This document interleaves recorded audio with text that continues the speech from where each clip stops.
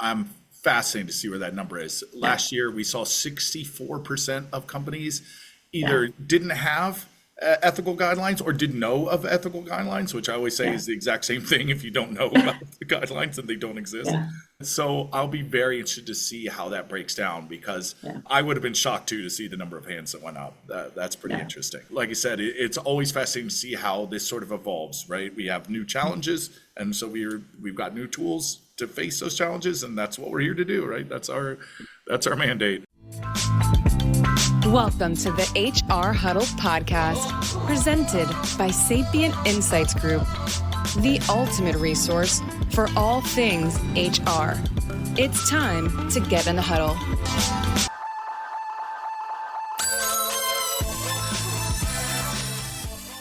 Welcome, everyone, to Spill the Tea on HR Tech, where we focus on the hottest HR tech news everyone needs to know to be in the know.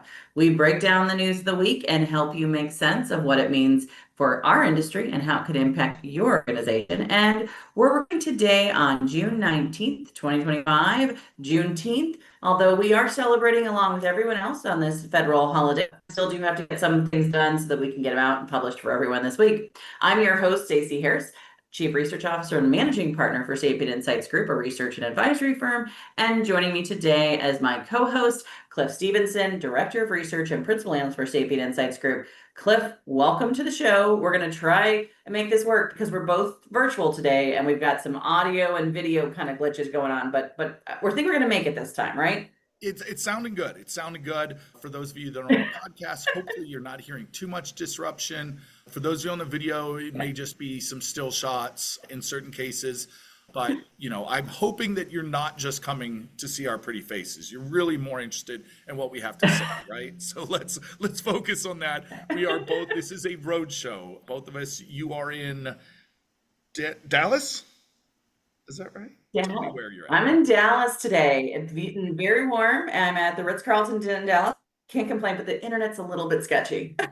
And I'm in Las Vegas here for the isolved partner and sales kickoff events, which they've separated from the sort of main customer event. We can talk about that. But yeah, also very warm here. I think we're at 108, so no chance of us filming outside today.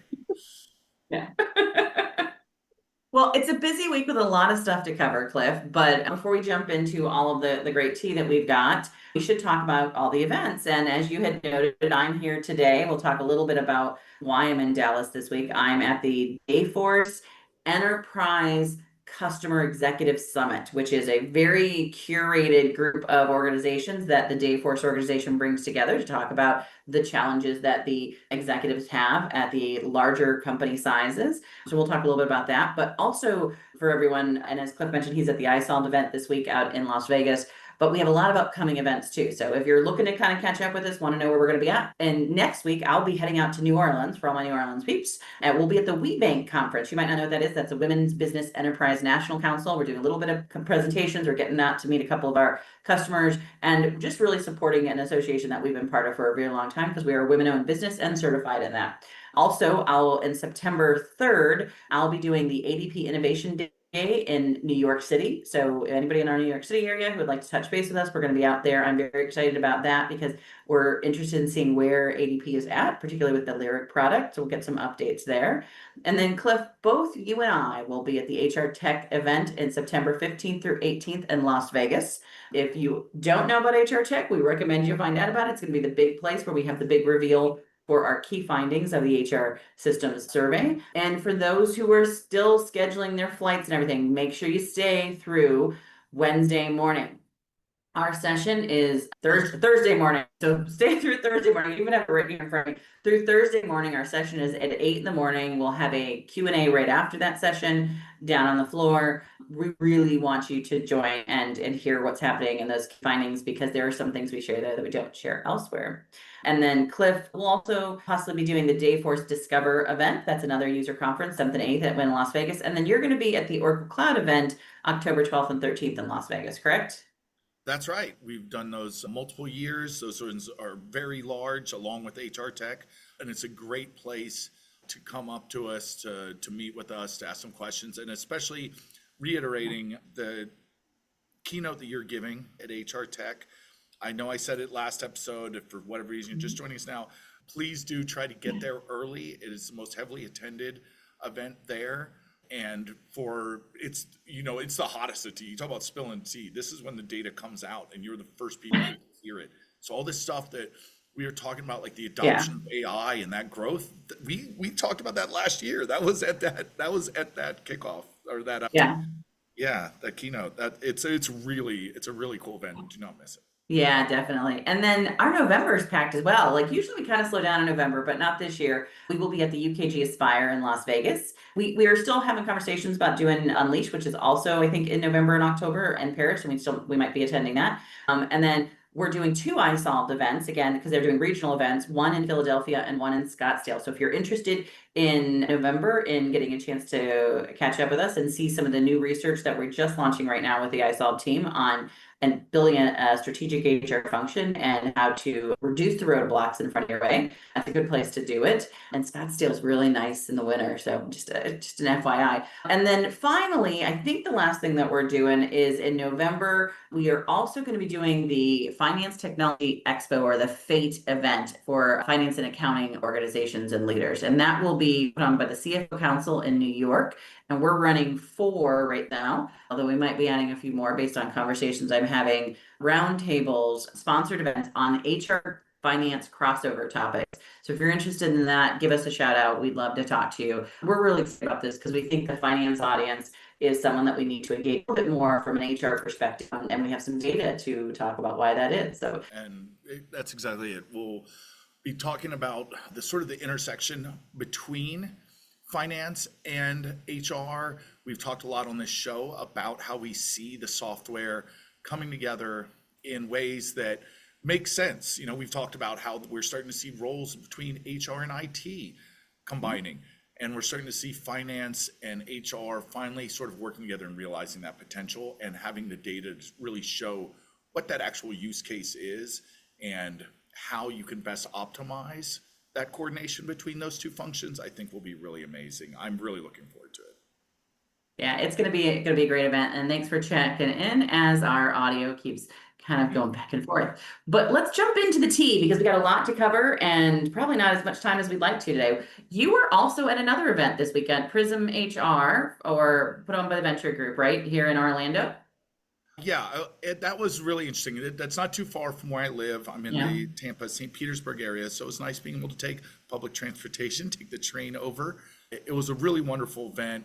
Kicked off, Kevin Andrews, who I met over at Unleash, really talked about how they're expanding. This is a company, Venture, that has had 92 acquisitions in the last 3 years, right? So if you're starting to hear a name that you haven't heard before, and you're wondering, that they're starting to come up. It's not surprising. We've talked about them on this show for that reason, but they're also starting to sell directly to consumers. This is new for them. This had always been through the PEO or the ASO model where you didn't know you were using it. We started seeing it in our survey data, right? Coming up sort of naturally.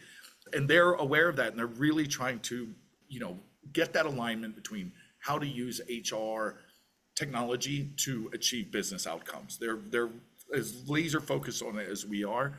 So that was really great. And one thing that I did find interesting though, and this was Alex Campos, the CEO of Venture, actually showed me tools that can be used for the ASO PO side. I know I was just hype on the direct to consumer, but some of these tools you think about how we have flight risk models, being able to apply that to your services and to your technology, right? So if you're saying, okay, a certain number of support tickets have been open, or we see that there's a certain average amount of time that leads to people abandoning their software, changing the tech that they use, and being able to apply sort of a flight risk model to the software. That's still in beta, but I did get confirmation I'm allowed to talk about it. They were demoing it, and it was really neat. So along with that, one of the keynotes was Duncan Wardle. He used to be the head of innovation at Disney. Stacey, I know you were very excited. I don't know if you've had a chance to speak, but talking about innovation and creativity, it was really interesting. And, bringing that sort of mindset shift is always very interesting sort of stuff to talk about. Yeah, it's always good to hear some outside perspectives on innovation, right? Yeah. We also did a webinar that we should probably just let everybody know about. That's going to be for UKG on how AI is transforming time, talent, and trust. Cliff, you did that. That's going live July 17th, correct? That's right. And that one was really another wonderful one because we brought in a lot of discussions we talk about here on data and how to use data to achieve business outcomes, of course. Sorry to be a broken record here, but also to use it for engaging people and helping people sort of overcome the roadblocks to perhaps using AI, right? And talk about something that has really resonated with me, Stacey, that you've been talking about is using AI for validation, not generation, right? We've seen how when AI fails, it can be very disastrous. So you have to think about risk reward. But if you're using it to do something like checking over a large set of data or your payroll and detecting anomalies, it succeeds wonderfully, in ways that doesn't replace humans. No one likes to check over and try and figure out if there's an extra zero, a pattern that's off.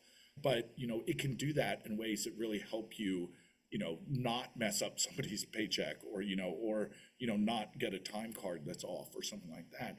So they then, UKG at the end of it sort of talks about how that is actually used in real life examples. So I love doing ones like that.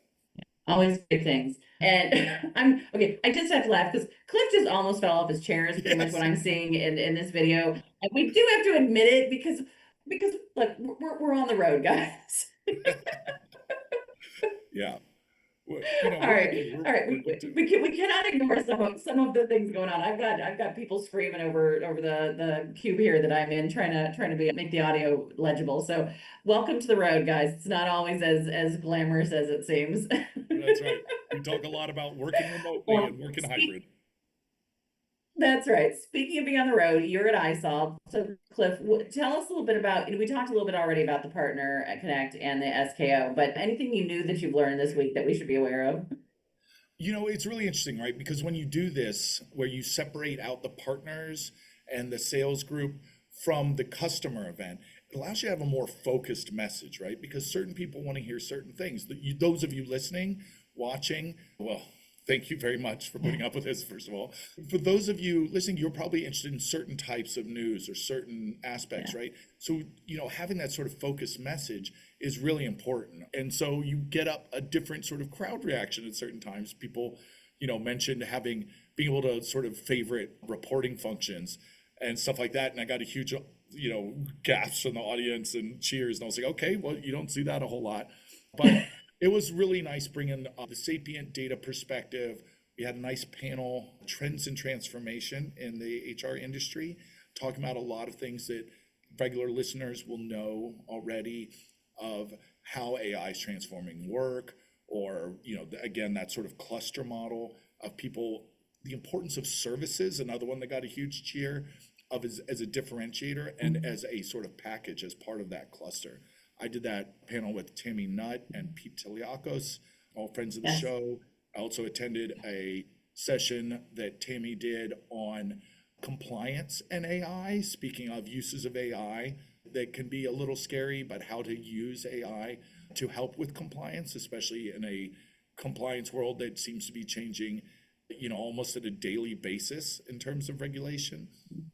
So that was really great. And also, just a big shout out to Kate Burke, who ran both of those events, going on simultaneously with over 1,000 partners and salespeople. Of course, Amberly Dressler, our friend there. And, we talk about being on the road and getting to do some fun stuff too. I did get to finally see a show at the Sphere, and I really want to apologize personally to Melissa Versnick, who's the head of the isolved marketplace, who, instead of me focusing on the show, I'm going, I'm really excited to hear more about how you're expanding your marketplace. We think a lot about the sort of vendor marketplace as a differentiator, and I'm interested in some of the tools that you're seeing that maybe be outside of HR. And she's like, if you could just, the show is really happening right now. There's a giant IMAX happening. So this is so bad. You're now, we get so zoned in on what we're doing, right? Yes, exactly. So yeah.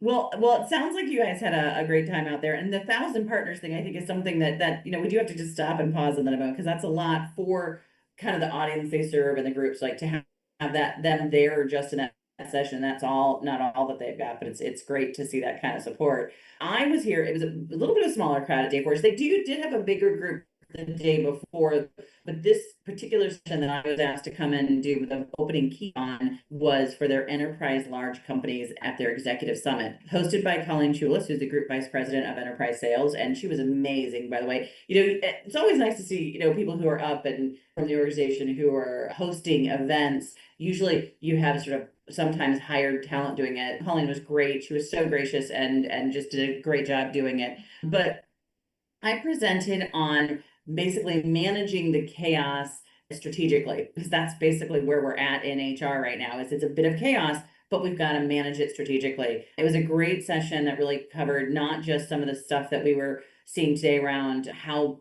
enterprise, very large organizations, over 5,000 employees, are handling the changing market of sort of the idea of multiple levels of HR technology and how they're thinking about consolidating that into the platform clusters, as we've been talking about. We also talked about some sneak peeks about what we're seeing in the data already around AI, and some of the biggest conversations that was definitely really resonating with the audience was this sort of balance between IT and the CHRO, and who manages the budget, and where does this conversation sit, and whether or not we're talking about AI as a tech that enables work, or as a workforce that has to sort of sit side by side with various members of the team and have the same type of security and privacy and guardrails.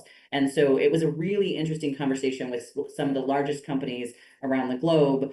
I also got a chance to share the stage with Jerry Williams, who's the chief people officer for Highgate Hotels, massive hotel chain across the market, talking about, she was very, very eloquent, talking about sort of the challenge of hiring different skill sets and how a single database really makes that powerful for her and capable of her to be a more strategic HR partner. And then they also had Bruce Burrows, who was he's kind of got his own company now, but he used to be the CIO at Sobeys, which is one of the largest retail and grocery markets in Canada. And what was really interesting was his perspective on the CIO, CHRO conversation. Now, he was very much saying, look, CIOs have so much on their plates now. We have to think about not just partnering with them, but really understanding the value that the CIO is bringing to the HR conversation. I won't say that the audience was that generous with that conversation, because there was a little bit of, oh, I don't know. We don't think, because he's like, they're not trying to steal your budget. And the whole room kind of went, uh-huh. So it is definitely this contentious thing right now in the market, but Dayforce did a really nice job of sort of getting conversations started that I think need to happen right now. They did show some product stuff, which I hadn't had a chance to see. Cliff, I know you went to their event last year, but there was some real movement they had made in the product space, which I wanted to just highlight. We'll talk a little bit more. I'll put a LinkedIn post out about it tomorrow probably, but their their VP of product, Senior VP of product, Joshua Valdez was there, along with a really great presentation from one of his colleagues, Amberly.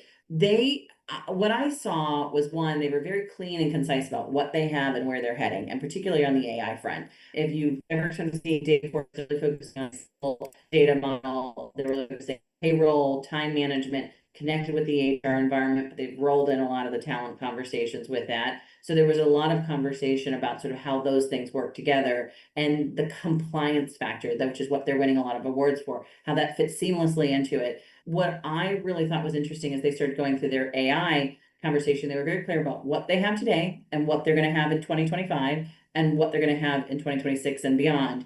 Most of it I'd seen in other places, but it was clear how they were embedding it into these more strategic areas like time management, which I think is a little bit harder for some other organizations there, because really that's Dayforce's starting point, has been the time management conversations. They've been able to leverage that data probably a lot more effectively on the AI side. So lots of help areas, lots of focus on payroll auditing, like we've talked about. But the future looking stuff I thought was really, really interesting. The one that I thought was particularly interesting was sort of an opportunity that they're going to create for HR to basically do a workflow environment, not just sort of a step-by-step workflow environment, but basically where you can sort of drop a bunch of information using some OCR technology and basically kind of help you configure and set up things within the organization that are hard to do right now. I really think it's probably the most interesting thing that I'd seen, because it was much more open-minded and innovative about how HR could leverage this technology using kind of a multiple levels of AI. I hadn't seen that yet at any of the other events, so I'll talk a little bit more about it when I put out my LinkedIn post, but really cool to kind of see that, we've been through basically all the big organizations here. A lot of them are saying a lot of the same things. There's no doubt. We're getting ready to actually write a whole article to talk a little bit about kind of what's the comparison between the various big vendors. But also, I think each of them is taking a different stance in whether they're driving with AI, enabling with AI, supporting with AI. And I think that's going to be the big conversation we're going to have this fall, Cliff. Yeah, I'd say that's a prediction I would definitely bet on. That is definitely the case. Yeah. So speaking of, I guess, what companies are doing and how they're expanding, do you want to get into some of the stuff we're seeing on that front? Yeah, I mean, I think we've got a lot of great topics today. Where do you want to start at, Cliff? Because I know we're kind of trying to wrap some things around some of our technical challenges. So I'll let you start where you think it's most important today. Well, let's talk a little bit about, this was just such an interesting acquisition that I didn't sort of flag at first until you framed it a certain way.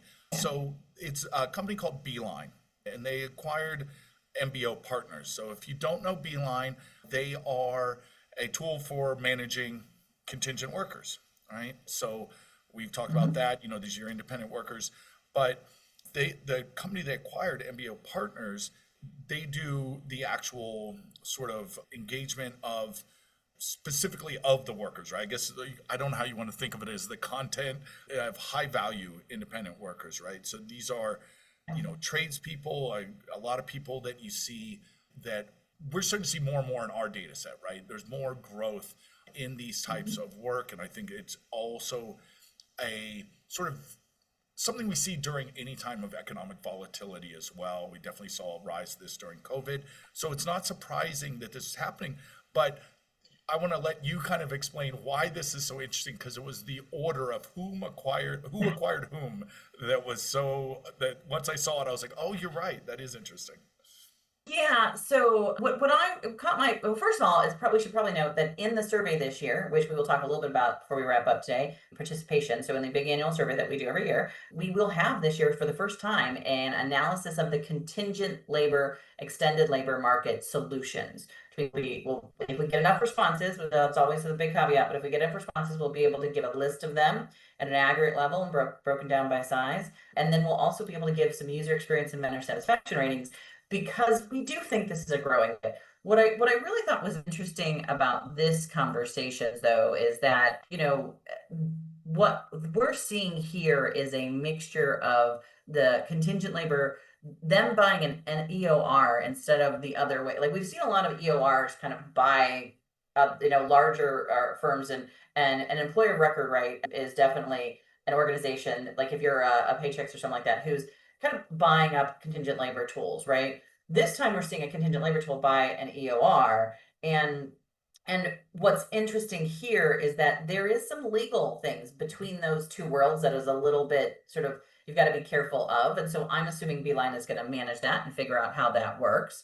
But it seems like they're very excited about sort of how that helps them, probably from a more global perspective, but also how to be more strategic in this market. So I think we're going to be interested to see more of this over time.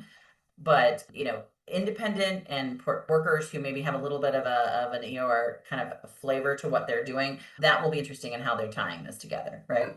Yeah, actually, I think it is that sort of legal and compliance based concerns that probably led to this move, right? Because it is highly complex, both from timekeeping regulations, but also taxing, anything on payroll. When you have these sort of different kinds of labor that you're trying to manage for your business, often in ways that you haven't done before. So kind of putting that all under one roof and helping manage that complexity in that regulatory environment is probably going to be how they lead with this acquisition. I would agree. So we'll get more data on that, I think, as we go in, right? Yeah. And another one, kind of speaking of that global nature expansion, is we're getting some information from the government of Canada, who is going to be using Dayforce now. It all ties together, Stacey. It's all. Yeah, and that wasn't even like we had picked this, like we had sourced this article before I got here this week, and I hadn't even really talked about it, but yeah. Yeah. So I believe it was Phoenix that the government of Canada was using before is their pay system, and will now be using Dayforce. We've mentioned on prior episodes where we saw some news about possible moves for the United States Office of Personnel Management, Yeah. looking at vendors too. So this seems to be something that's just happening right now. We're starting to see a move from sort of legacy systems to more modern, I guess you would say, or at least different systems that we're more familiar with. How about that? Yeah. And again, the sort of global expansion of what had been primarily thought of as US based or US focused systems just continues. And clearly when it's something this large, that there's been a lot of time that went into this. This isn't, it's not like a small business that, has a short process of determining who they're going to use and then making that switch. Never easy for anyone, but certainly something as large as the government of Canada makes it pretty significant. I want to take a break real quick just to let you know about a new show we've just added to the network. Up Next at Work, hosted by Gene and Kata Keel of the Devon Group. Fantastic show. If you're looking for something that pushes the norm, pushes the boundaries, has some really spirited conversations, Google Up Next at Work, Gene and Kata Keel from the Devon Group. Yeah, I had a quick conversation with Steve, the president and COO here at Dayforce at dinner on this particular topic. One, I mean, they've been working with the government of Canada for a while, so I think this is getting all the red tape about getting announcements like this out is a big thing.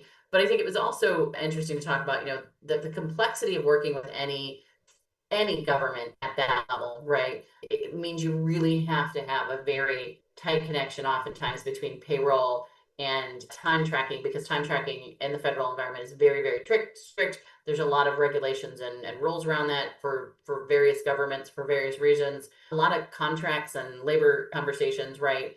And I do think that, getting this kind of extensive opportunities is great for most organizations, but they also have to realize it's a lot of support work, right? So many vendors, you talk about the positives of doing public sector, doing government entities, but they also have to build up a customer service group that can work within that environment. And that's a big part, I think, of where Dayforce has been spending its time, right?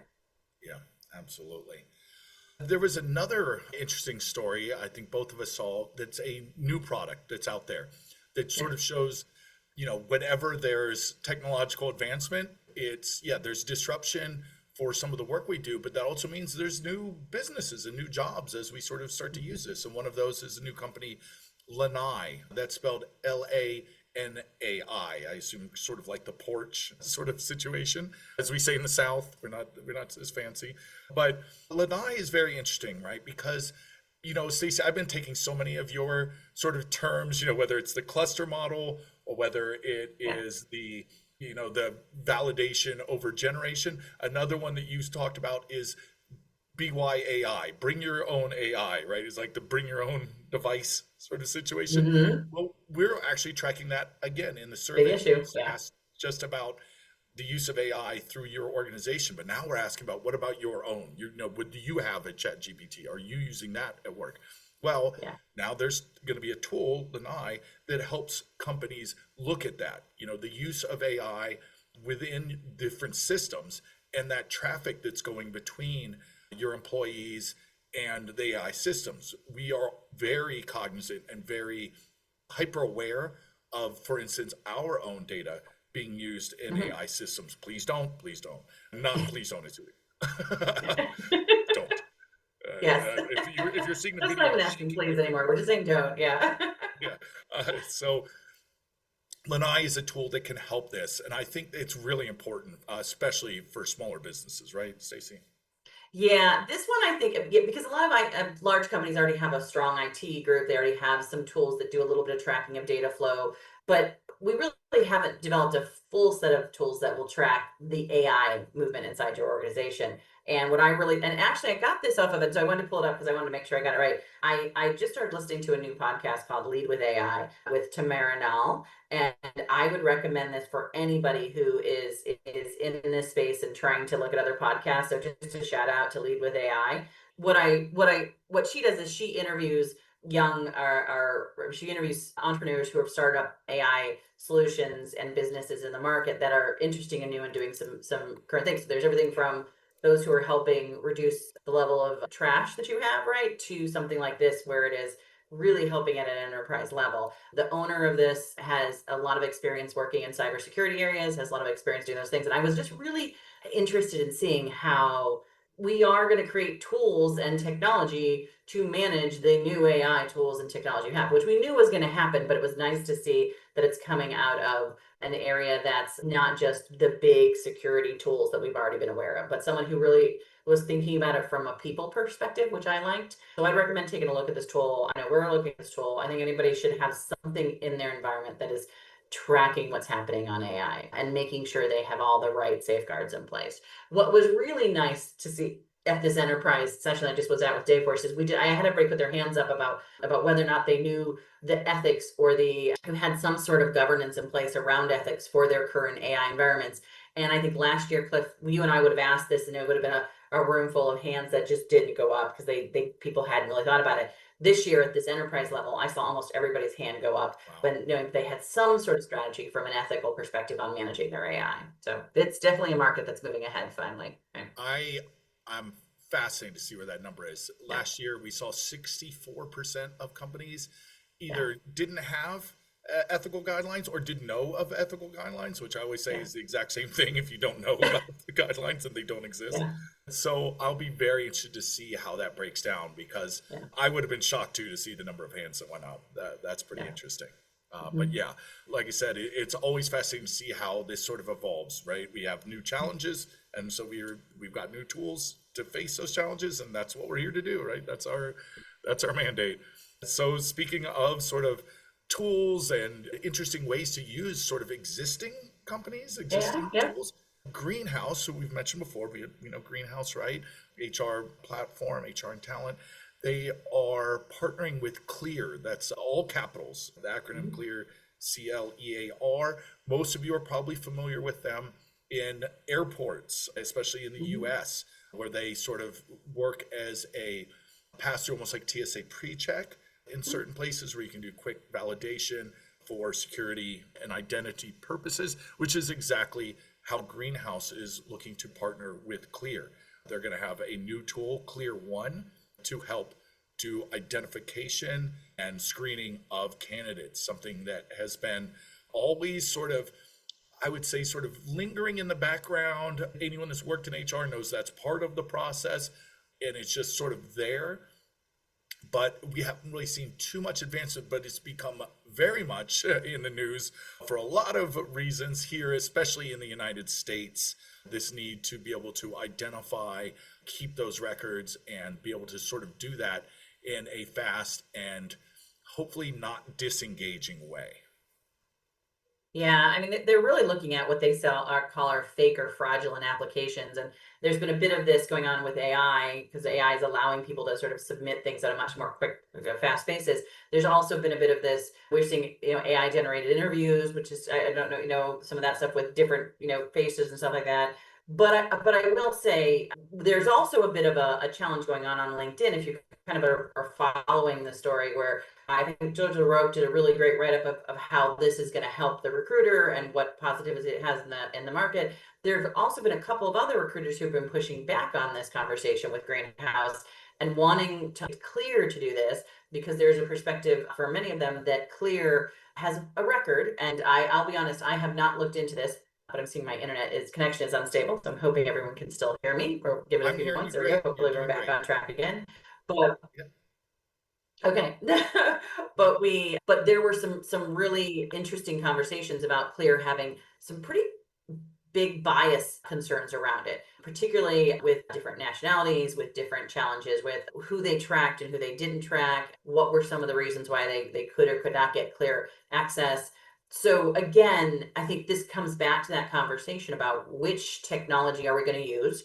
If verification of a human being is a thing that we have to start doing, what databases are going to be doing that, and how are those databases being used and managed from both a technical perspective, but also from a bias perspective. So watch this story. I think follow both sides of this on LinkedIn, and there's a little bit of it spilling over into some of the Reddit threads and those things.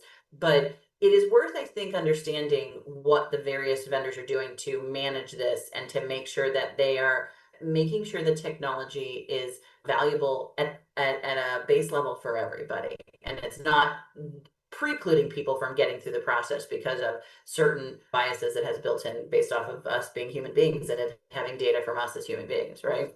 That's right. I mean, it's sort of the classic thing, and we see it in data too, right? The two main types of errors, type 1, type 2 error, right? You don't want to let people in that aren't supposed to be there, but also you don't want to exclude people that should be in there, right? Those are the two types of mistakes. So being able to sort of manage, and mitigate those type of errors, I think would be very important. So the next story I will probably end up talking about for quite some time. This one is fascinating. When you talked earlier about, okay, this is kind of interesting because of the direction, right? We're now seeing contingent getting into UR. This one is fascinating for the same reason, and I think you know where I'm going with this. Grammarly is expanding. They're going to become more of a sort of always-on AI agent working in the background. If you know Grammarly, you probably know them as a sort of grammar checking tool, a sort of more advanced version of spell check, and help you with your grammar and have writing. I've used it. Stacey, I think you've used it too. But they're looking to go beyond that, right? So they have acquisition of Coda, which I believe we talked about on the show. They're going to be finding more productivity uses across platforms in sales. They mentioned marketing, acquisitions, being able to sort of research and coordinate information across platforms that you're using across tools. So I think about, your Googles and your Microsofts that were like, okay, we're a productivity tool that can, and we're going to help you also with the grammar and the spell check. They went the other direction. They're expanding out. I'll be interested to see if they change their name, right, for this reason. Yeah. That's not mentioned. That's just me speculating. But it's also fascinating because of who they're bringing in. I was very deliberate when I mentioned Google there because some of the people that are coming in have very interesting backgrounds. And Stacey, you've done a lot of research on this story, really opened my eyes to the possibilities of this tool. So I'd love to hear more about what you found out. Yeah, and I think it's important. We've mentioned Grammarly multiple times on this show, and people often kind of go, Grammarly's not an HR tool. And I'm like, but our data, because we follow the voice of the customer, we're not always just talking about what we think is the category.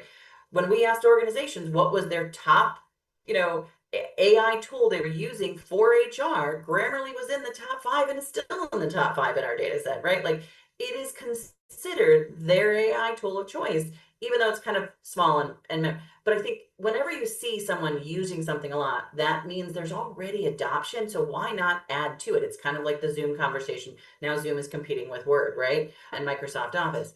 Grammarly is kind of, I think, going to try and become sort of that in-between orchestrators. We've been hearing that word a lot.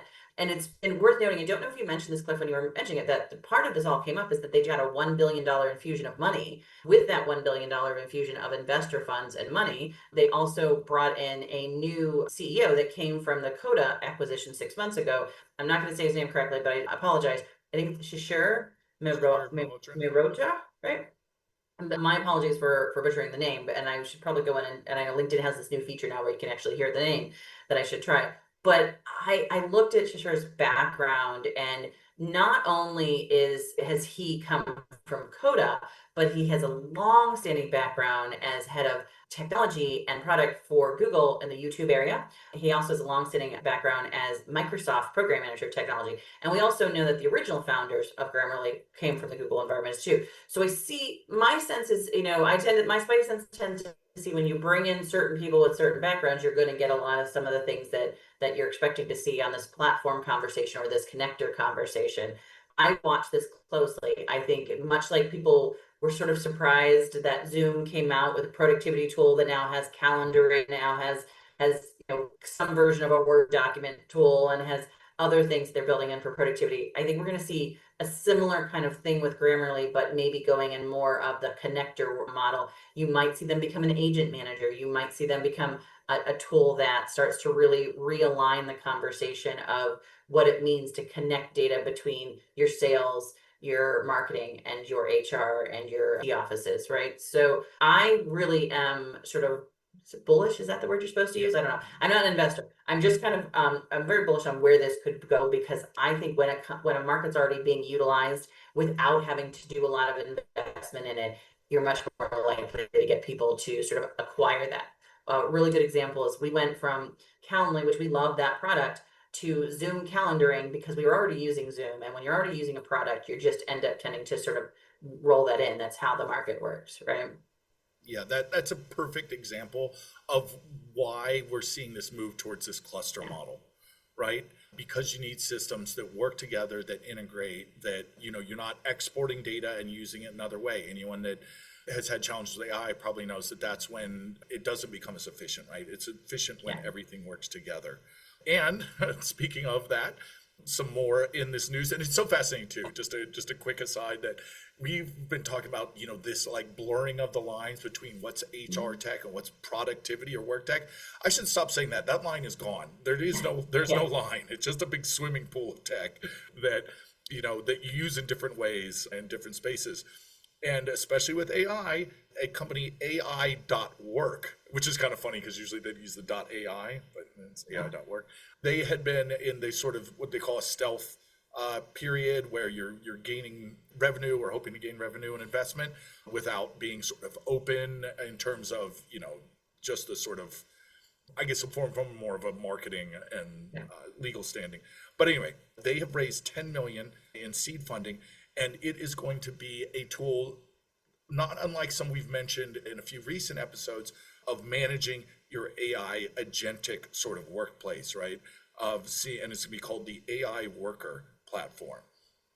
So being able to sort of manage AI agents as part of, operations. We've seen a couple companies sort of dip their toe into, how do we sort of handle all these AI agents, and should we classify them as people, or how do we sort of put them in the org chart even? I remember that story. But this is more looking at it from a sort of operations and logistics standpoint of keeping it all in one place. Again, cross-platform, where is everyone at, and what sort of work can we best optimize with these AI agents is the idea of this tool. At least that's how I saw it, Stacey.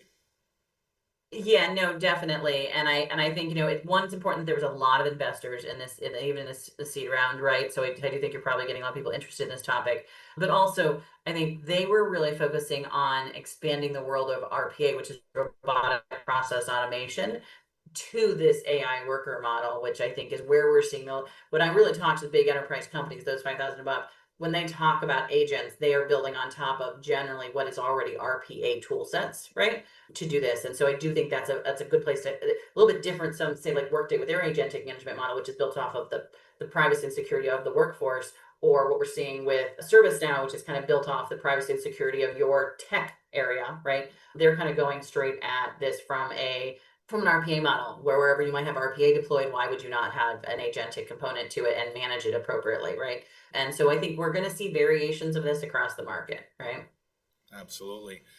And this one is pretty interesting too. We mentioned Google a few times, and Google is in the news because their learning platform, Grow, looks like it is they're not calling it shuttering it. They're saying they're overhauling it.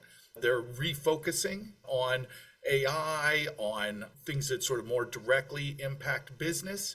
There was a time, as we just mentioned just a few moments ago, was Microsoft and Google both. We were starting to see them more at conferences and trade shows as they were expanding into this sort of HR tech world. So it is interesting to see the sort of comings and goings of some of these companies as they try and figure out where they best fit into sort of an existing ecosystem, sort of where in the cluster do they belong and which systems they want to prioritize. Yeah, and this one's interesting. I think we have to note it, right, that this product or tool is the internal Google learning platform, not externally focused. But the point about this is that it has a ton of content. Like there was when we laugh about basket weaving, there was basket weaving on this platform. There's anything and anything you could possibly want to learn was focused on this platform. And if you kind of read the articles around this, what they were really saying within Google is that they were refocusing what they wanted their employees to focus on. So they were reassessing all of their content with an eye towards AI and the business needs. And that it's a little bit of a shift away from the learn anything model that has been really big with Google to the learn what we think is going to be the next generation of focus that we have. And that's an internal conversation we're seeing go across the market. Every organization is trying to figure out how they keep engagement up, figure out how they help their employees become educated on the AI market, and still end up sort of doing day-to-day business. Like, this is the thing we're hearing, like, across, everyone that we're talking to. And I don't know all the organizations are doing it very well, because there are a lot of, it sounds like a lot of employees who are a little bit up in arms over this change and this overhaul within the Google environment, right? Yeah, absolutely. Fascinating stuff. And, I know we're sort of coming up on time. I want to talk about a couple other interesting stories. And as always, we'll have the links to all of this in our LinkedIn, on the YouTube, etc. One report that you love to see every year, or it's not really every year, but when it comes out, from Mary Meeker and her group. She had one on trends in artificial intelligence. So we also track but she goes into so much depth about not just usage, but also relative cost, how much focus is on developing the hardware behind it, the types of usage, all that stuff. Really fascinating stuff. One that was highlighted that we saw was also sort of the level of ability to sort of seem more human, right? To come across as more human. We've been talking quite a lot about the sort of use cases, right? But what about the way we think of AI sort of broadly as a people, right? Of truly artificial intelligence. And in a test that was done, 87% of people, when given, one of these responses that's coming through the chat is from AI and one of them is from a human. And 87% felt confident that the AI chat was actually human, showing that the level of advancement, at least in that sort of mimicry of human sort of speech patterns and thought, has really advanced strongly. Of course, that impact on how that affects businesses' abilities to achieve tasks is something to be seen, but it is a massive report. Like I said, the link is in there. It's very visual centric. I think people should all take a look at this. Yeah, Mary Meeker is one of the few things that have been going on longer than the annual HR Systems Survey. She has been a big, she followed the rise of the internet. I really enjoy her perspectives in the market and where those are at. So this is one of my favorites. I love, she focuses on the Turing test, right? And in this conversation, and I think it's well worth your time to spend some time on it. And it kind of gets to our next conversation, Cliff, which is the idea that Reddit has filed a lawsuit against AI startup Anthropic. I think there was another, I don't know if they're still doing a lawsuit or not, right? So I think there's been back and forth on this, but the idea is that there's this conversation about where is AI getting its information from, right? And some of the AI tools have licensing agreements. Some have made licensing agreements after they got sued, like with the New York Times for OpenAI. And some are trying to go around the solution. And we know we're waiting to see kind of at what point will LinkedIn start to pull their opportunities. This was one of the things we got early on in the web when they were first doing sort of the web crawlers and pulling information and aggregating it. There was a lot of sites that eventually just had to close up or stop doing what they were doing because there was no more financial value for them gathering data because people weren't coming directly to them. They were just going to the aggregators like Google and Yahoo. So Cliff, this one you're probably a little more familiar with. You know more Reddit than I do. Do you think this lawsuit is going to actually take place and Anthropic is kind of at the center of this, right? Right. So Anthropic, that's the company that if you are kind of more using the just online on your own, that's who makes Claude, or Claude is the name of the one you would use. Yeah, it's interesting because there had been agreements between Reddit and a few other platforms, but as you mentioned, there had been a whole thing about data scraping of LinkedIn, and it was its case. Usually these type of things tend to resolve outside of court, right? You kind of have to get the proceedings going. but some sort of agreement is reached between the parties. There's also an ongoing one right now with Disney and OpenAI and a few of the other platforms. I believe Midjourney, for instance, I believe is the one Disney has on image generation, right? Where did you get these images, and is the recreation truly fair use, et cetera, et cetera. Disney has a long history of shaping copyright and trademark laws here in the United States and globally. So yeah, these type of cases are very interesting because for any of these systems to truly work, right? We just gave that cool set. Oh, it's so neat that it's sort of passing the Turing test. For that to happen, it needs massive data sets, right? And, so their ability to gather this information and then reuse it really is the crux of our ability then to use it for work. But again, AI has become such a big catch-all term. And, I'm as guilty as anyone else for using it. Stacey, you've often called it just intelligent tools. I think that is a much better phrasing, right? Because it covers all sorts of things. I mentioned, the ability to detect anomalies. You don't need massive data sets for that. You just need it to be able to get to the point where there's some pattern recognition. That's what all this really is. So yeah, I think it'll be very interesting because there's a lot of, sort of search engine optimization, if you want to call it that, where, people look to Reddit for a source, right? And your ability to appear in Reddit sometimes is a high level of sort of validation of, where people are going for information. You have your classic sort of Wikipedia, but also people use Reddit in that way, right? So if you're able to get that just insane amount of information, then you're going to have a leg up. But at the same time, you might be putting yourself at risk. So it will be interesting. There's so much, it's really fascinating. It can be very scary when there's these new technologies, but it's fascinating to watch sort of everyone sort of kind of catch up. We were talking about ethical guidelines. This is where it comes from. Yeah, it comes right here. And I don't know that we'll have time to get into the story, but one of the ones that we wanted to talk about was that there had been an article that had done some research on current AIs being developed and how they were, I think the term they're using is being kneecapped, which is basically they were limiting current AIs, new AIs, the ability to be built because ChatGPT has so many people are putting content out that was just based off of ChatGPT. I just had a vendor who posted a post today that I saw it, and they were referencing workforce planning based off of what a company, Sierra Cedar, had said.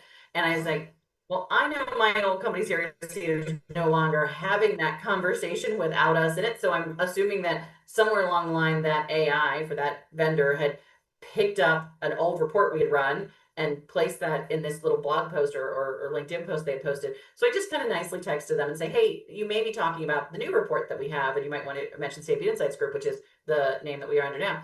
But that is right now, there's so much proliferation of content that maybe is either inaccurate or not quite right, or kind of the same stuff that ChatGPT's already created that they're already finding that's having an impact on other AIs being built, right? So this is going to be an issue we're going to have to address in the market. Cliff, we only have probably about another 5 minutes. I know there were some really good stories. One was the pay scale report. Maybe we touch base on that, and then some of the other ones we kind of hold off to for the following week. We have a little bit more time, maybe because we're going to do another session, I think, the holiday week, and that might be a good time to catch some of those other ones. Yeah, so no smooth segue here. My love for trying to link everything together. But I think we've talked so much about AI, but look, we love talking about everything under the sun when it comes to HR. So compensation, this is definitely an area that we are very tied into. Our CEO Terry Zipper was just at the World of Work conference. We are all about this, and this was just a fascinating report about compensation that came out from PayScale, showing all sorts of the gaps between perception and reality, whether people think that they're being paid fairly or not. One I would like to highlight from a ton of great reports, again, the link will be there, was that employees who believe that they're treated unfairly, right? So you remember, that's the idea of compensation. It has a lot of different tools. It can be used for bringing people in for talent acquisition, but it also has to do with engagement and how people feel about it, right? So knowing where your benchmarks are and people's perception of it, it's not just numbers, right? There's that human element. So those that believe that they're paid unfairly are 45% more likely to look for a new job, right? You're basically half as likely to leave, right? If you believe you're paid unfairly, so understanding the market and why people might feel that way is so important, because it really has to do with whether people are leaving your company. And plus, not mentioned in the report, but just knowing people, knowing, HR, if someone's looking for a new job, they're not going to be as productive as they are even before they've left, right? You're losing that person pretty much automatically. They're not going to be at their highest level of engagement. You're going to see drop-offs across the board long before they leave. So addressing it goes beyond just, okay, we want to do this so people don't leave. It's really about getting people feeling good about their jobs so they can help others succeed and help your business succeed as well. Yeah, that's my soapbox for that. And we can sort of wrap up. I want to thank everybody, all the listeners, anyone that checks us out on YouTube. A lot of people have been coming up to us at events saying they like the show, they listen to the show, big part of their drive or their day. We really thank you. We love all the comments that we receive. We love hearing anything that's out there. I also want to give special thanks to everyone from our team that makes this show happen. Summer Oriano from our marketing department. I want to thank Kelly and the amazing work that she does over at Brand Method Media. And anyone that I've forgotten who's usually in that outro, I do apologize. Please reach out though. We want to hear from you. Stacey mentioned also that we do have the survey. By the time this goes out, the survey will most likely be closed. But if you have a link, we would suggest that you go ahead, try the link, see if you're able to get into the survey, finish it if possible, because we want to make sure that every single person's voice is heard. And thank you so much again for being a part of this. Stacey, I can see you're back.